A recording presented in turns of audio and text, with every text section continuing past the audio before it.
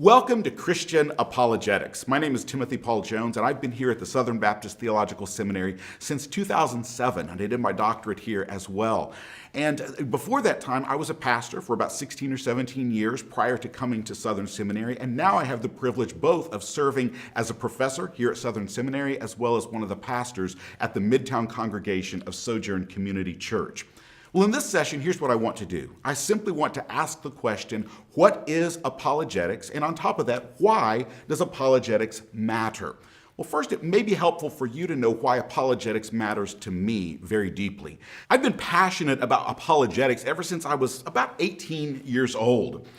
And it may help you to understand why I became so passionate about apologetics. I was raised in a series of churches throughout my childhood and my teenage years in which there was King James Version only. There was a strong belief that the Bible was true, but not very good reasons being given for why the Bible is true. I remember some of the reasons I was actually given as a child and as a teenager for why we know the Bible is true. I was told that NASA at some point had found a missing day, and they couldn't figure it out until they went back to the book of Joshua and adjusted all of their calculations to accommodate that one missing day that was mentioned in the book of Joshua when the sun stood still. I remember being told that we know that the earth is thousands and not millions or billions of years old because human and dinosaur footprints have been found side by side in the Paluxy Riverbed in Texas. I remember being told about a manuscript of the New Testament called the Textus Receptus that was a perfect manuscript that had been passed down, and the King James Version had been translated from this manuscript. But then I ended up going to college. And when I went to college, I began taking classes in biblical studies, in Greek and languages, all of these different areas, and in history.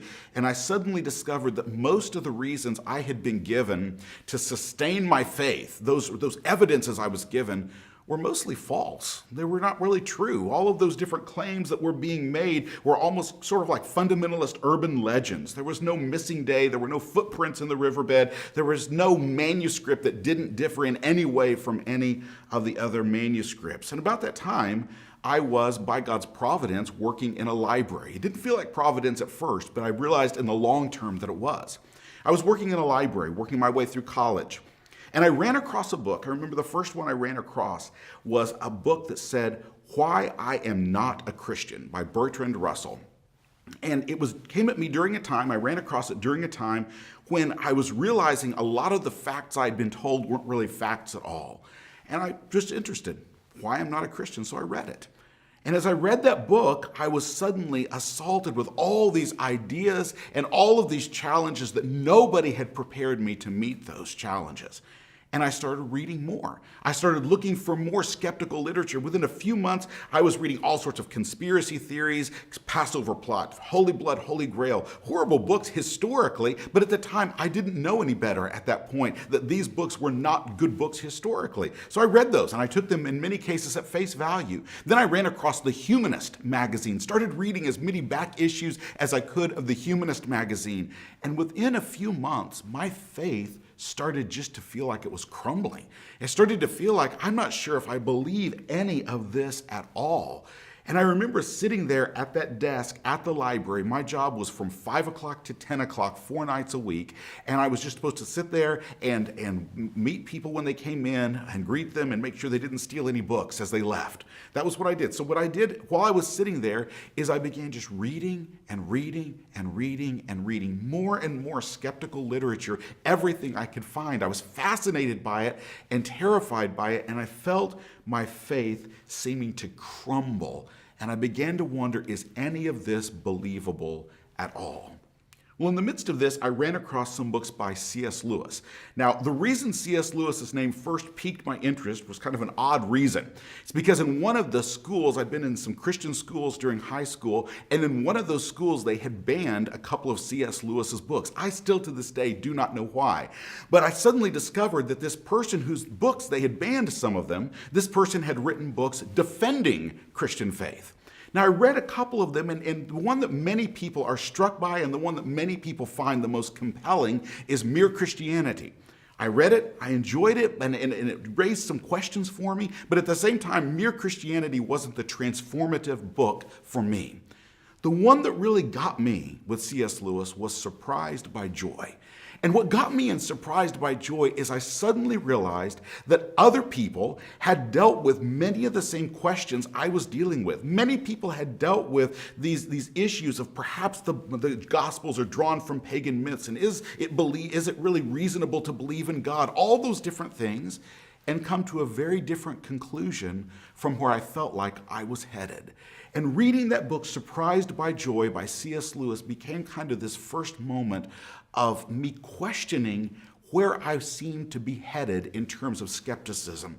And it arrested my sort of direction going that way and made me stop and think, what if there are other ways to look at this than the way I'm beginning to look at it, the way I'm finding myself looking at these issues?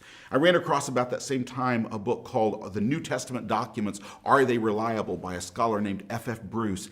And suddenly I started finding these other books that, as I learned later, I didn't even know the word apologetics at first, but I learned later many of these books I was running across were examples of apologetics.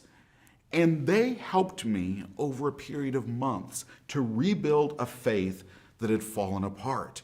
And it wasn't one specific moment, it wasn't one specific fact, or even one specific book.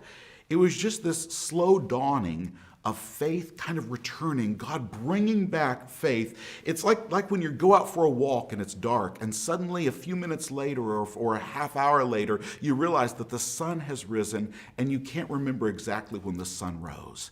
And that's how it felt. As I started reading these books, suddenly faith over time began to dawn again. And I remember I read later the book That Hideous Strength by C.S. Lewis. And there was a garden where Jane, one of the characters in the book, begins to believe and begins to trust God, gives her life to Christ. And here's how C.S. Lewis described it.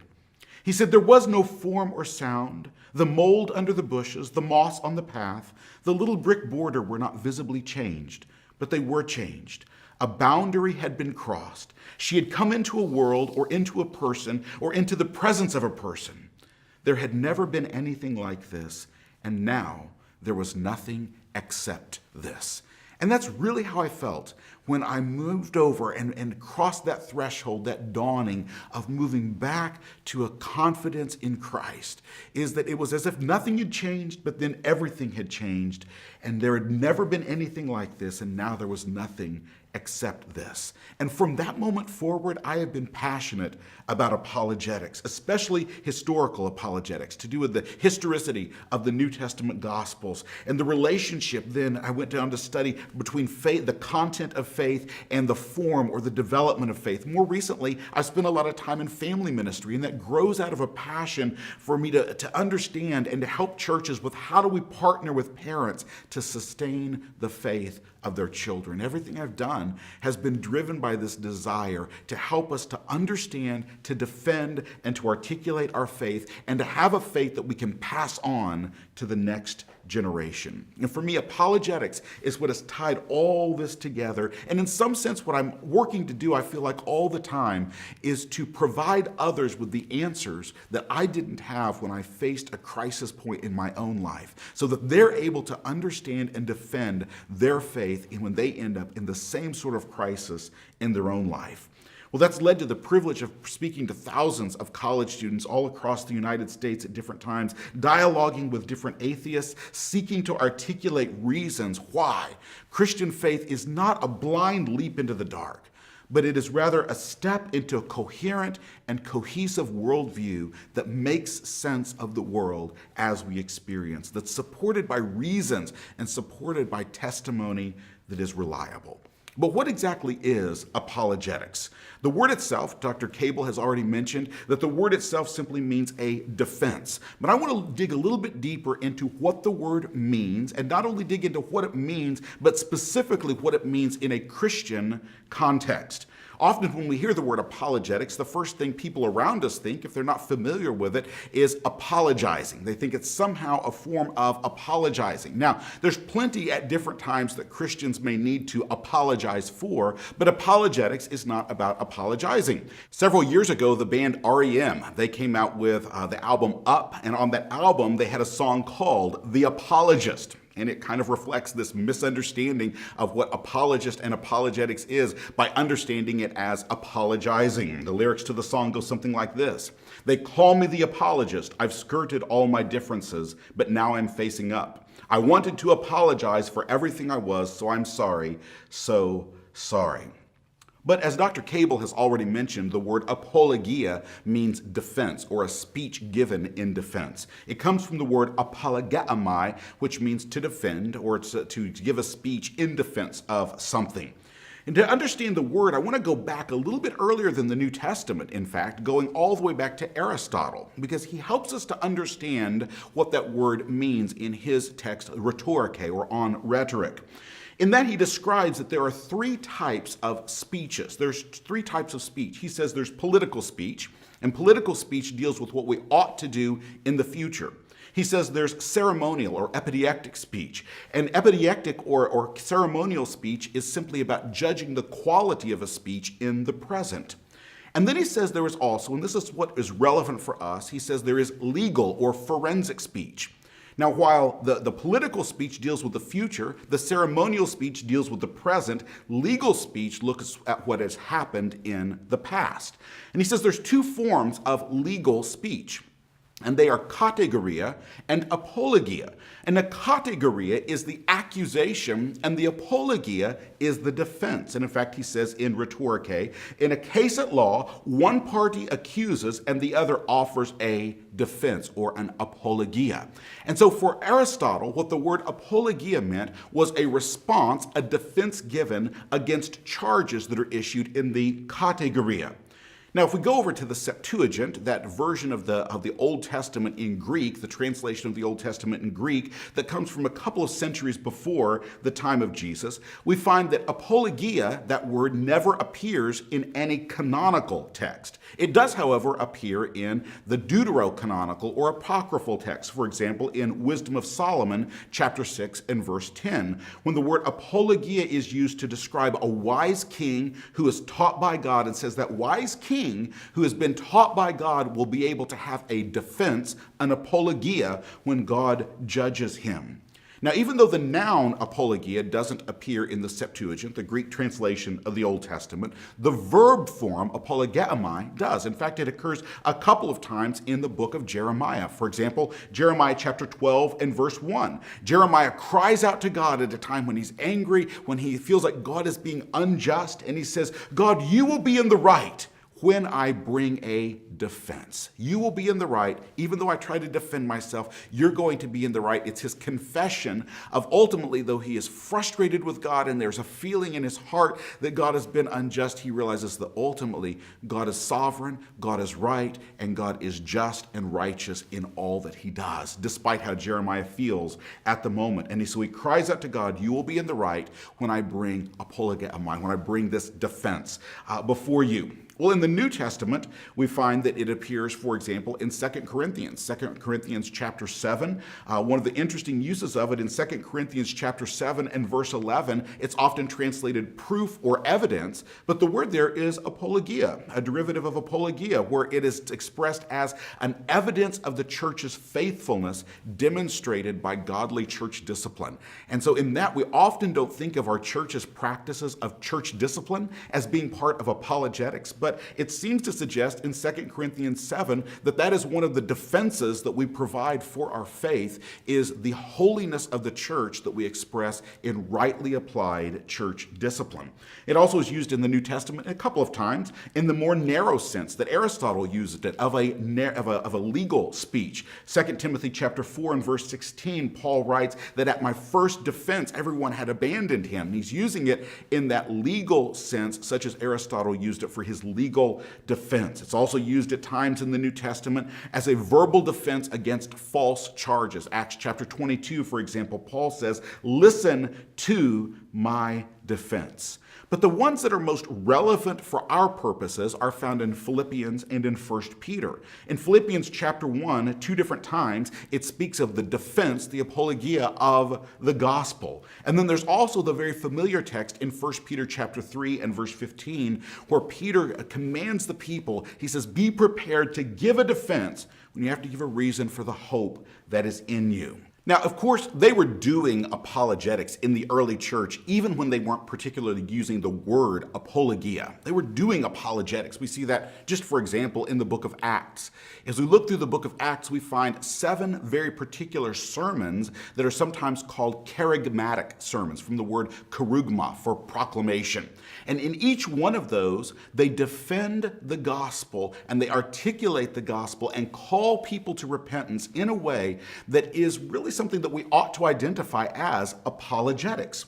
We find these sermons in Acts chapter 2, Acts chapter 3, Acts chapter 4, Acts chapter 5, Acts chapter 10, and then chapter 13 and chapter 17 of the book of Acts. And if you look at those, what you notice is a trajectory where it begins, just as it does in the book of Acts, throughout the book of Acts. It begins with the Jews. It moves to those who are somewhat outsiders, that is, God-fearing Gentiles, Gentiles who worship Israel, the God of Israel. And then it moves to Gentiles by the end, Acts chapter 17, who are worshipers of many gods, and indeed even an unknown God, in Paul's address to them in Athens. Now, what we see in each one of these kerygmatic passages, these kerygmatic sermons, is that the resurrection of Jesus Christ is central. That is the central claim on which everything else hinges and pivots. But we also notice something very, very interesting that's helpful in our apologetics. The evidence that is offered changes based on the audience to whom they are speaking.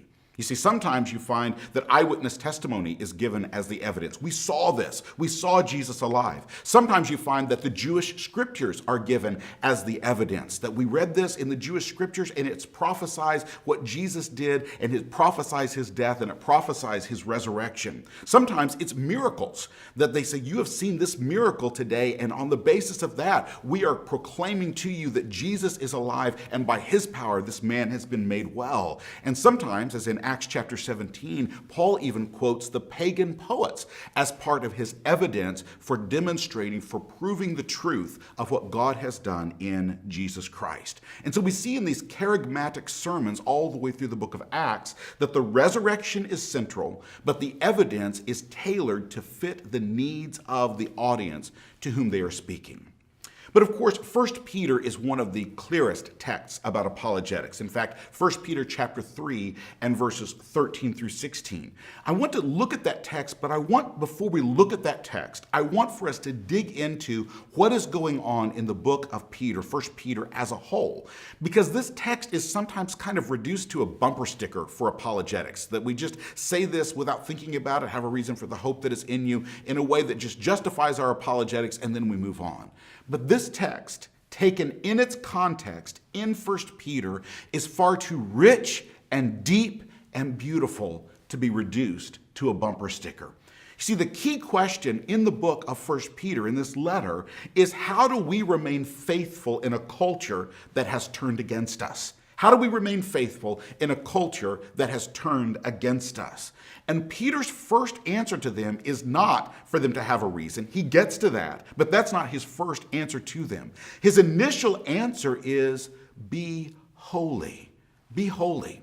In fact, he quotes the Old Testament at that point, be holy as God himself is holy. And we see something that is very crucial there.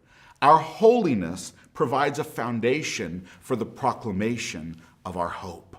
Holiness provides a foundation for the proclamation of our hope. We see that all the way through chapters 1 and 2 and even into chapter 3, that it's your righteous life is part of what demonstrates the truth of the hope that is in you.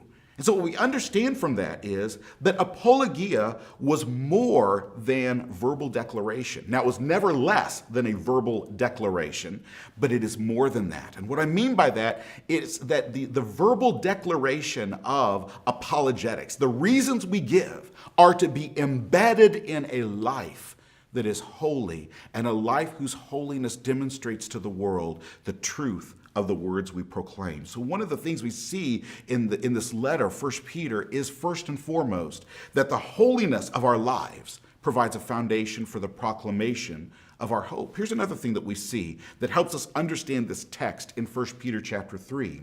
And it's that our hope is to be centered in the resurrection. We see that in chapter 1. Both of the times that it mentions hope in chapter 1, it is tied to the resurrection of Jesus Christ. It's tied to the new life in Christ. The hope is centered in the resurrection of Jesus Christ. It's not something that we're just hoping in a vague, hopefully a better future in which God does something good, but rather our hope is grounded in the past resurrection of Jesus, and it points us forward to the future resurrection of all people through the power of Jesus Christ. And ultimately, our resurrection as believers to new life and to seeing and experiencing Christ as he is. Hope is grounded in resurrection, the resurrection of Jesus Christ that points forward to a resurrection that is yet to come.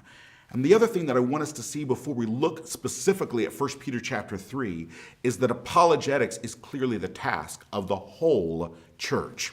It's not a task of just a few experts. This letter is written not to people who are expert apologists. It's written to the church, and the churches actually in this text as a whole. It's written to churches as a whole, scattered all over. In other words, we are not simply to become the expert apologists in our church. What we are to be and to become is the ones who equip our people to be the apologists in their world. Now, with that in mind, we're ready to actually look at 1 Peter chapter 3. And I want to begin reading in 1 Peter chapter 3 and verse 13. It says there, "Now who is there to harm you if you are zealous for what is good?" Now, just pausing for a moment there, I think some of the readers here would say to Peter, begging your pardon, Mr. Peter, but there actually are some people out there that would harm us even if we do good. And Peter recognizes that, and he anticipates that in the next verse. He says, "Even if you should suffer for righteousness' sake, you will be blessed. Have no fear of them, nor be troubled, but in your hearts honor Christ the Lord as holy." Sanctify Christ the Lord as holy. "Always being prepared to make a defense to anyone who asks you a reason for the hope that is in you. Yet do it with gentleness and respect," or gentleness and fear, "having a good conscience, so that when you are slandered, those who revile your good behavior in Christ may be put to shame. For it is better to suffer for doing good, if that should be God's will, than for doing evil." I want us to think through just a handful of things about this text. What we see clearly here, first off, is that Peter's expectation is that our apologetic proclamation is embedded in a righteous life. It's very clear in this text. He talks about honoring Christ as holy. He talks about how if you should suffer for righteousness' sake, you will be blessed. But we also see that our attitude matters as much as the arguments we make. He says, do it with gentleness and respect, or gentleness and fear. Now, sometimes we think that what that's referring to is do it with gentleness and respect toward the people around us. And that's certainly true, but I don't think that's what he's getting at right here. He's talking about gentleness or meekness toward the people around us, but whenever Peter uses the word fear in a positive sense, he always is referring to, in this book, the fear of God. So when it says gentleness and fear, or gentleness and reverence, what he is expressing at that point is gentleness and meekness toward the people around you, and to do your apologetics with the fear of God in you. What that means practically is that arrogance and apologetics ought to be a contradiction in terms. You should not be able to do arrogant apologetics, because of the fact that we are doing this with the fear of God in us. We are doing this with a reverence for God, and therefore to arrogate ourselves in such a way that we are arrogant toward the people around us. When doing apologetics, pride and arrogance have no place in the work of apologetics.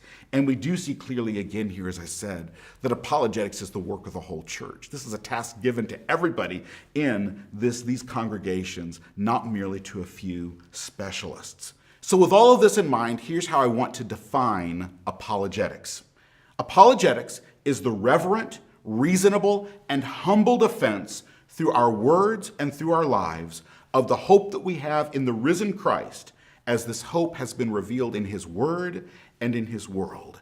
I say that it is to be reverent because of that phrase we talked about of doing it in the fear of God. I say it is to be reasonable because it doesn't simply say to tell people about our emotional experience or our feelings about God. It says give a reason, logos, an articulable reason for the hope that is in you, and it is humble, a humble defense.